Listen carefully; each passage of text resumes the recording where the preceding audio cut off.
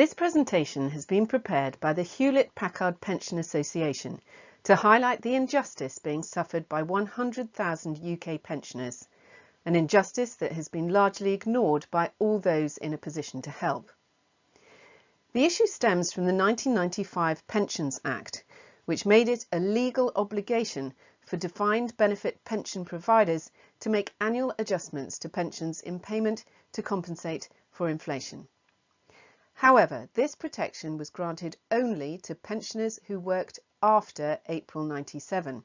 It didn't apply to pension contributions accrued before that date. Most UK employers recognised the need to act fairly and made provision to pay regular increases to all their pensioners, regardless of when their contributions were made. But a small number of employers decided they would only pay increases to their pensioners when they were legally obliged to do so. These employers include Hewlett Packard, usually known as HP. We represent some 3,500 pensioners who worked for Digital Equipment Corporation during the 1980s and 90s. The business was acquired by Compaq in 1998 and then by HP in 2002, since when the company has effectively frozen pre-1997 pensions. With no discretionary cost of living increases to mitigate the effects of inflation, the purchasing power of these pensions has almost halved and will continue to erode. Other wealthy US-based corporations are also withholding discretionary increases from their UK pensioners. These companies include 3M, Unisys, IBM, Foster Wheeler, Chevron and others, affecting some 100,000 UK pensioners in total. We're asking for action to be taken to correct this injustice. But first, a bit of background. During the 1980s and 1990s, digital played a leading role in the creation and development of the worldwide computer networks on which the planet now depends. It was a time of great excitement and rapid growth in a company which operated on principles of integrity and trust. Do the right thing was the operating principle on which the business was based. This ethical approach, together with the opportunity to contribute to groundbreaking new developments in technology, attracted some of the best talent in the industry. This ethos, which was so much a part of our daily working life, meant that we trusted the company to protect the value of our pensions against inflation. It was a trust fully justified before the HP takeover. The left-hand graph compares the cumulative growth in the RPI, the blue line, with pension increases paid by Digital and then Compaq, the green line, during the 13 years before HP's takeover in 2002. It demonstrates that both Digital and Compaq paid regular increases broadly in line with inflation, and the sum of discretionary increases amounted to 94% of the growth in the RPI. The right-hand graph shows the total discretionary increases paid by HP, the red line, between 2002 and 2016. These amount to just 1% of the cumulative growth in the RPI, the blue line again. As you can see, our pensions have effectively been frozen for the past 15 years. What makes it worse is that until at least 2006, HP continued writing letters to its prospective retirees, making it clear that the company intended to continue to pay discretionary increases along the same lines as Digital and Compaq. We assumed these quotation letters were contractual promises, just like our employment contracts or any other important financial product. It seems we were wrong. Did HP stop paying cost of living increases to pensioners because the business couldn't afford it? We don't think so. Take a quick look at HP's 2015 financials shown here. The cost of increasing 3,500 pre-1997 pensions in line with inflation would have been less than the CEO's paycheck. Also, HP does pay regular increases in all countries where it's legally obliged to do so, which covers most of the schemes it supports. Clearly, the reason the company doesn't pay increases in the UK is because, in the eyes of the law, it doesn't have to. You can see the effect this is having. This simple bar chart shows how much of the main income groups have advanced over the past 14 years compared with the cumulative increase in the RPI. The chart tells us that all groups have broadly kept pace with inflation, all except the digital pensioners, with a meagre 3% uplift, including GMP. Yet, during the same period, pre-1997 pensions have overall increased by 40%, and the salaries of HP's UK employees have increased by 36%. What adds insult to injury is that HP's senior management have, on a number of occasions, assured both the Pensions Minister and the Pensions Ombudsman that, and I quote, "the company seeks to treat its pensioners fairly, balancing its obligations to both former and current employees." They also claim that the company takes market practice into account when deciding whether discretionary increases should be awarded. We asked HP to explain the criteria and evidence used in its annual reviews and discretionary increase decisions, but they won't share this information. Hardly surprising, is it, when their decisions are so far adrift from market practice? So that's the big picture. This is what it means at an individual level when discretionary increases to pensions are withheld. This example is based on a digital employee who retired in 2002 at the age of 60 on a pension of £10,000 a year. Based on the 44% cumulative growth in RPI referred to in the previous bar chart, the buying power of his pension is now worth the equivalent of £5,600 a year. If inflation were to run at an average of 5% over the next 10 years, which doesn't seem at all unlikely, then by the age of 85, the buying power of John's pension will be less than a third of its original value. Before Sir Philip Green was persuaded to inject extra funds into the BHS pension scheme, the BHS pensioners stood to lose between 10 and 15% of their pension. John and others like him stand to lose 72%.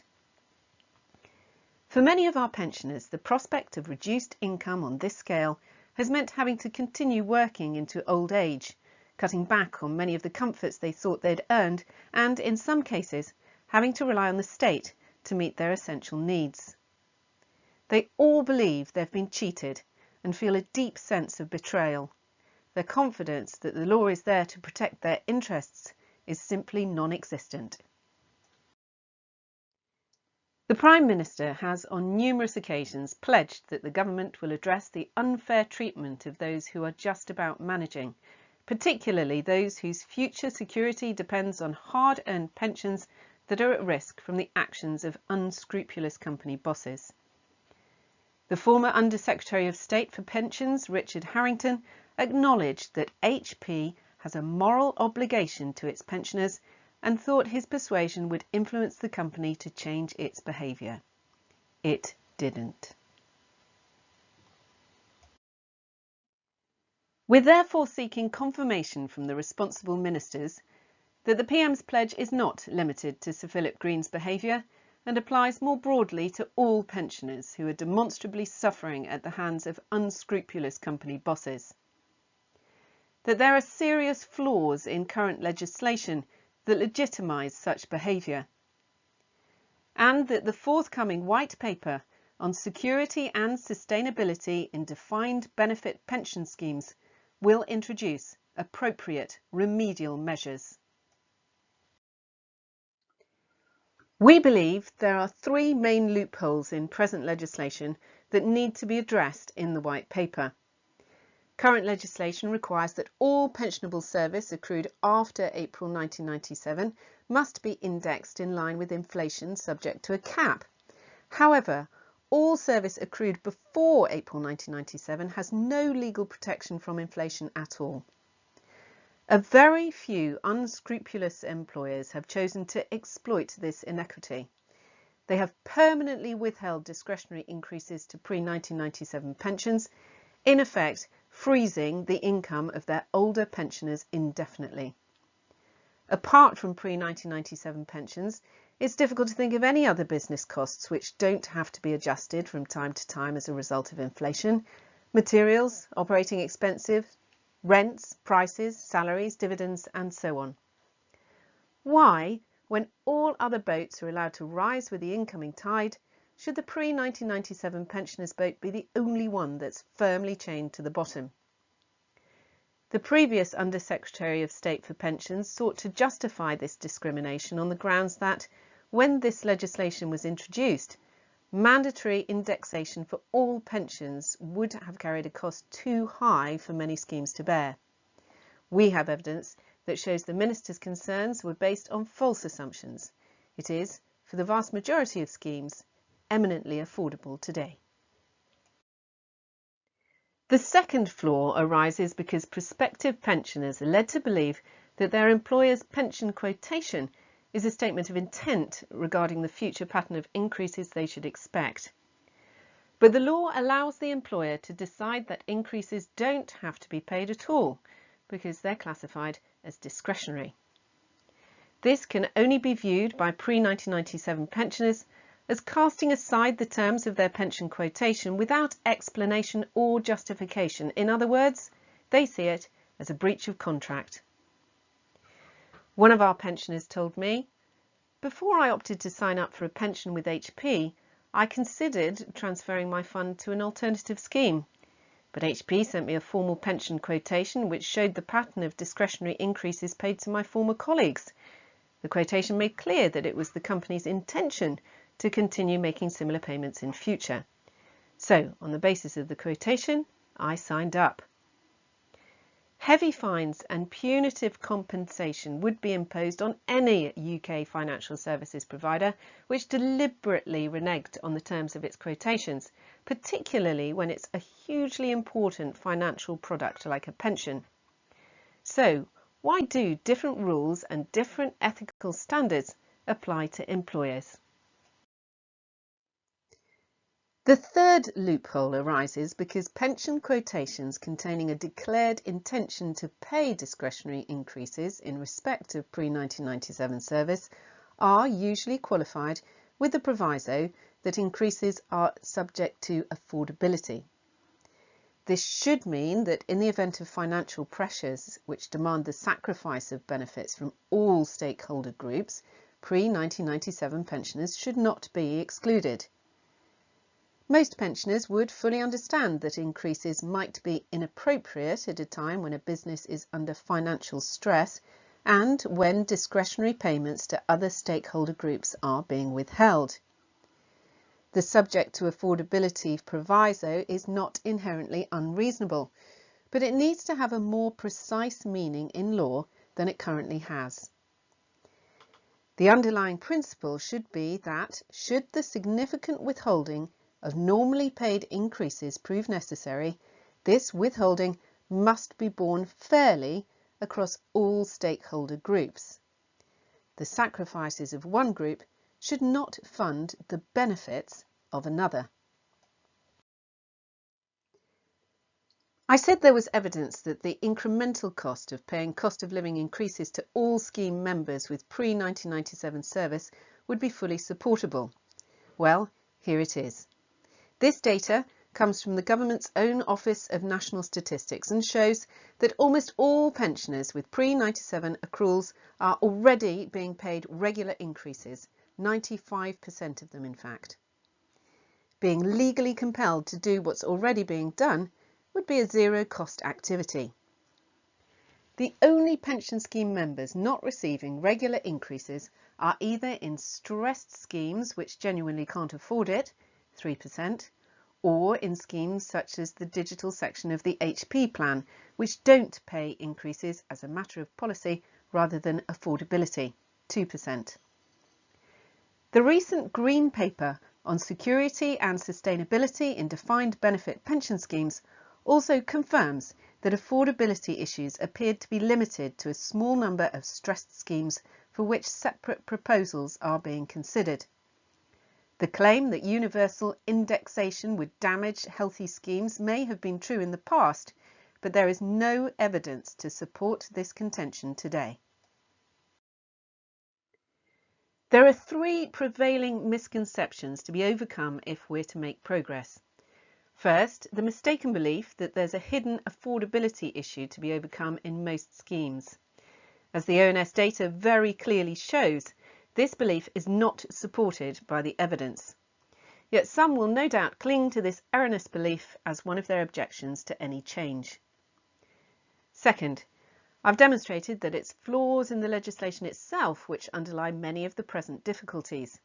Merely beefing up the powers of the pensions regulator won't be sufficient remedy unless these loopholes are first closed. We need to be sure that this is fully understood. Third, speaking as a pension consumer, I have the overwhelming impression that the government is almost exclusively focused on fund deficits and related supply side issues. I've seen no evidence of a genuine interest in addressing pensioner protection issues and consumer grievances. The HPPA hopes this is not the case, but we remain deeply sceptical at this stage. David Gok, Secretary of State for Work and Pensions, recently said of the forthcoming white paper that he wants to restore the public's confidence in final salary pension schemes. We'd like to invite him to consider what it will take to restore the confidence of the 100,000 pensioners on whose behalf I am speaking. If you were being subjected to the same treatment as the digital pensioner community, would you have confidence in defined benefit pensions and the rule of law? When the terms set out in your employer's pension quotation aren't worth the paper they're written on? When the annual reviews conducted by your former employer aren't based on any reasonable criteria or comparisons, and they won't explain how they reached their decisions? When current legislation appears to legitimise unscrupulous and unethical practices? When the Green Paper aimed at reforming defined benefit pensions is only concerned with supply-side issues? When the value of your pension diminished to less than a third of what you thought you could expect? And finally, when the Pensions Minister expresses great sympathy with your plight and disapproval of your pension provider, but tells you nothing can be done. These points accurately summarise the sentiments of every single member of our community and doubtless of the 100,000 others who are receiving similar treatment. We need your help to ensure the Secretary of State for Work and Pensions, David Gok, and the new Under-Secretary of State for Pensions, Guy Opperman, are made fully aware of our situation and that they understand the pressing need for action. We need clear and positive answers to these 3 points. We need to know that the Prime Minister's pledge and manifesto commitment to protect pensioners from the actions of unscrupulous company bosses includes the 100,000 pensioners on whose behalf I'm speaking. We need the government to accept that revisions to existing legislation, in particular to the indexation rules, are badly needed. We need to know what corrective measures the Minister intends to include in the forthcoming white paper. Gaining satisfactory answers on these 3 points is an important first step towards justice for 100,000 pensioners. Please lend us your support by insisting that they are fully and properly addressed. Thanks for listening, and do please help us in any way you can.